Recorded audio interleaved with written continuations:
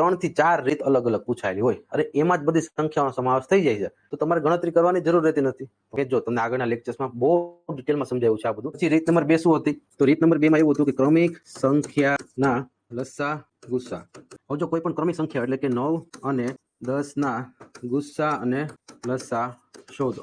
તમને પરીક્ષામાં આવું પૂછાયું છે તો તમારે એમ વિચારવાનું કે આ 9 અને 10 છે ને એ ક્રમિક સંખ્યા છે, એટલે કે 9 પછી 10 આવે, એવી રીતે 11 પછી 12 આવે, એવી રીતે 99 અને 100. તો કોઈ એવી બે સંખ્યા છે ક્રમિક સંખ્યા હોય તો એના લસા ગુસ્સામાં શું થશે? તો કે એના ગુસ્સા છે ને એ ઓલવેઝ 1 આવશે. શું આવશે? ગુસ્સા ઓલવેઝ 1 આવશે.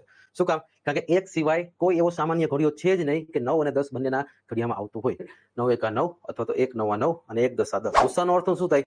કે જેના ઘડિયા સામાન્ય હોય એ એનો ગુસ્સા હોય. તો અહીંયા આ ક્રમિક સંખ્યા હોવાથી એનો લસા શું થાય? આ ક્રમિક સંખ્યા હોવાથી તેનો લસા શું થાય? તો કે 9 અને 10 નો ગુણાકાર. તો કેટલો આવશે? 90.